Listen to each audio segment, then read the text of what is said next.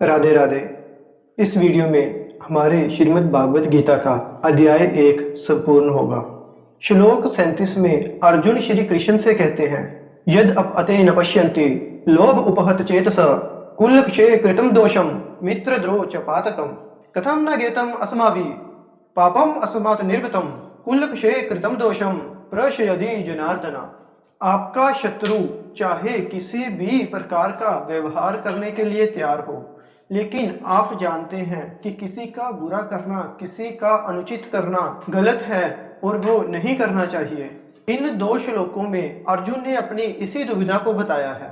अर्जुन श्री कृष्ण से कहते हैं, चाहे लोभ में भ्रष्ट चित्त वाले ये लोग कुल के नाश से उत्पन्न हुए दोष को और मित्रों से विद्रोह करने में पाप को ये नहीं देख रहे, तो भी जनार्दन उनके नाश से उत्पन्न होने वाले पाप को जानने वाले हम लोग इस पाप से हटने के लिए क्यों नहीं विचार कर सकते।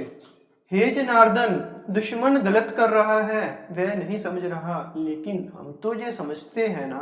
तो क्या समझदार होने के नाते आपको इस युद्ध से पीछे हटने के लिए नहीं सोचना चाहिए? अगर कभी भी आप किसी युद्ध से पीछे हटते हो तो उसको आपकी हार माना जाता है। तो दोस्तों, क्या आप उस हार को मानने के लिए तैयार होंगे? आगे अर्जुन कहते हैं, कुल क्षय प्रश्यन्ति कुल धर्मा सनातना धर्मे नष्टे कुलम कुत सत्रम अधर्म अभिभवति युतम। यहाँ परिवार खत्म हो जाता है, वहां कुछ नहीं बचता।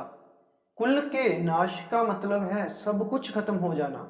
ऐसी ही स्थिति में इस समय अर्जुन फंसे हुए हैं।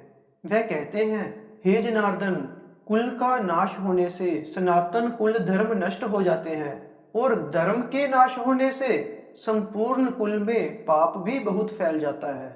अर्जुन जो कहना चाहते हैं वो ये है कि यदि धर्म नष्ट हो जाता है तो परिवार नष्ट हो जाता है, और यदि परिवार नष्ट हो जाता है तो धर्म अपने आप ही नष्ट हो जाता है। परिवार ही है जो हमें अपनी जड़ों से, अपने गुणों से, अपने धर्म से, अपने आदर्शों से जोड़कर रखता है। उसके खत्म होते ही समाज में चारों तरफ पाप बढ़ जाता है। दोस्तों, आप चाहो तो अपने चारों तरफ भी देख सकते हो।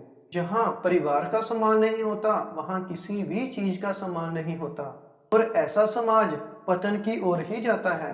आगे अर्जुन कहते हैं, अधर्म अभिभवात कृष्ण प्रदूषयन्ति कुल स्त्रिये त्रिषु दुष्टाशु वर्षणे जायते वर्ण संकरा। परिवार की भलाई परिवार की स्त्रियों पर निर्भर करती है।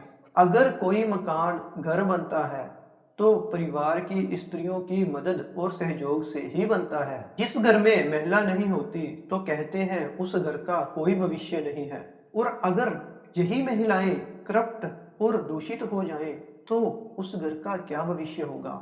अर्जुन यही कह रहे हैं। अर्जुन कहते हैं, हे कृष्ण, हे कृष्ण, पाप बढ़ने से कुल की स्त्रियां दूषित हो जाती हैं। स्त्रियों के दूषित होने से वर्ण संकर उत्पन्न हो जाता है। आगे अर्जुन कहते हैं, संकर नर काय एव कुल घा नाम कुलस्य च पतन्ति पितर ही एषाम लुप्त पिंड उदक क्रिया। वर्ण संकर का यहाँ मतलब है, यहाँ वर्ण और समाज की क्रियाओं को सम्मान ना देते हुए गलत तरीके से, गलत वर्णों के मेल से जब संतान की उत्पत्ति होती है तो वह सब कुछ खत्म कर देती है। इसीलिए समाज के नियम बड़े सोच समझकर बनाए गए होते हैं, और इतने हजारों वर्षों के समाज की सोच और नियमों को बिना सोचे समझे नहीं बदलना चाहिए। अर्जुन इसी बात का वर्णन कर रहे हैं। अर्जुन कहते हैं, हे श्री कृष्ण, वर्ण संकर कुल गातियों को अपने कुल को नरक में ले जाने के लिए ही होता है। लुप्त हुई पिंड और जल की क्रिया वाले अर्थात श्राद्ध और क्रिया से वंचित इनके पितृलोक अधोगति को प्राप्त होते हैं। आगे अर्जुन कहते हैं, दोषयते कुले धानम वर्ण संकर कारके उस्तादंते जाति धर्मा कुल धर्मा च शाश्वता।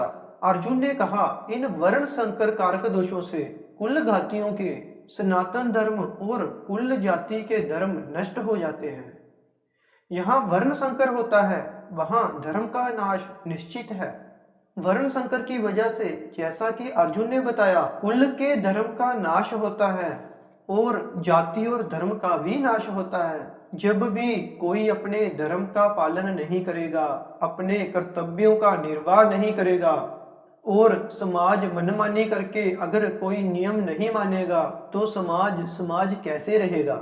समाज तो नाम ही कायदे और कानून का है, जहां पर सब सम्मान से बिना किसी भेदभाव से एक साथ बराबर अधिकारों के साथ रह सके। आगे अर्जुन कहते हैं, उत्सन कुल धर्म नाम मनुष्य नाम जनार्दना नरके नियतम वास भवते इति अनु शुरू शरम। हे जनार्दन, जिस व्यक्ति का कुल धर्म नष्ट हो गया हो उसे अनिश्चित काल तक नरक में वास मिलता है, ऐसा हम सुनते आए हैं। महाभारत के समय में कुल की मान्यता इतनी थी कि यदि किसी के कुल का नाश हो जाता था तो माना जाता था कि अब ये हमेशा के लिए नरक में ही रहेगा। इसीलिए कुल की रक्षा करना, उसका सम्मान करना, उसके नाम को बढ़ाना बहुत बड़ी बात मानी जाती थी। ऐसा अर्जुन ही नहीं कह रहे, हम भी सुनते हैं, जो कुल का सम्मान नहीं करता, अपने पूर्वजों का सम्मान नहीं करता, वह सीधा नरक में ही जाता है।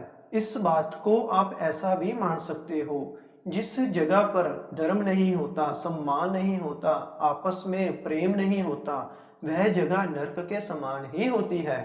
अपने चारों तरफ देखिए, ऐसी कई जगह आज भी आपको दिख जाएंगी और आप कभी भी नहीं चाहोगे कि आप किसी भी ऐसी जगह पर जाओ जहां आपका सम्मान ना हो, जहां कोई आपसे नफरत करता हो, और ऐसी जगह को ही नरक कहा गया है।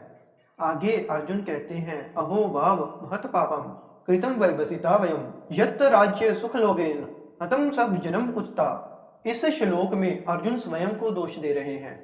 अर्जुन कहते हैं कि हम बुद्धिमान होने के बाद भी इतना महान पाप कार्य करने के लिए अग्रसित हुए हैं, जो राज्य और सुख के लोभ से अपनों को ही मारने पर उद्यत हो रहे हैं। दुर्योधन ऐसा भी था, उसने जो भी निर्णय लिया, लेकिन अर्जुन और उसकी सेना तो समझदार थी। अनजाने में किया गया पाप तो फिर भी माफ किया जा सकता है, लेकिन बुद्धिमान और समझदार व्यक्ति से गलती की उम्मीद नहीं की जाती। तो अगर समझदार व्यक्ति युद्ध करने के लिए तैयार हो जाता है, जहाँ कोई गलत कार्य करने के लिए तैयार हो जाता है, तो क्या उसे उसकी गलती की माफी मिलेगी? अर्जुन को लगता है कि नहीं, नहीं मिलेगी।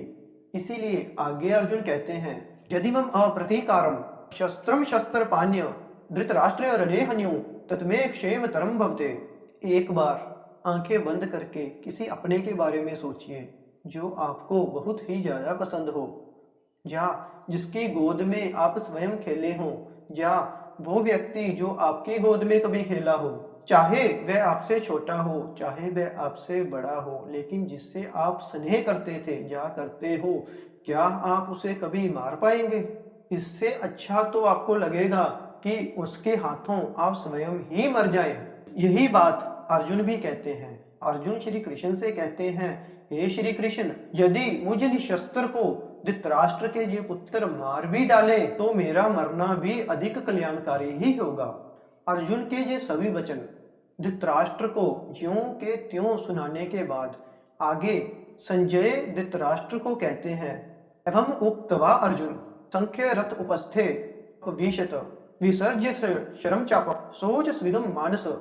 संजय जो धृतराष्ट्र को युद्ध का वर्णन दे रहे हैं, वह धृतराष्ट्र को आगे कहते हैं, हे धृतराष्ट्र, रणभूमि में शोक से भरे मन वाले अर्जुन इस प्रकार कहकर अपना गांडीव छोड़कर रथ के पिछले भाग में जाकर बैठ गए हैं। तो दोस्तों, ये था श्रीमद् भागवत गीता का पहला अध्याय, अर्जुन का विषाद योग। इस अध्याय में अर्जुन के दुख में होने की, मन में शंका आने की बातें हमारे सामने प्रकट होकर आती हैं। अब इसके बाद दूसरे अध्याय में श्री कृष्ण अर्जुन की परेशानियों का, उसकी शंका का, उसके हर एक प्रश्न का किस प्रकार बड़ी भांति उत्तर देंगे, उसे हम जानेंगे और सुनेंगे अध्याय 2 में। तो ये था श्रीमद् भागवत गीता का अध्याय 1। इस अध्याय से हमें सीख मिलती है कि समस्या यदि अपनों में हो तो हमें उस समस्या का समाधान ढूंढना चाहिए, उस समस्या के लिए न्याय नहीं, क्योंकि न्याय में हमेशा एक पक्ष खुश रहता है और समाधान में हमेशा दोनों ही पक्ष खुश रहते हैं। तो प्रेम से कहिए श्री राधे राधे।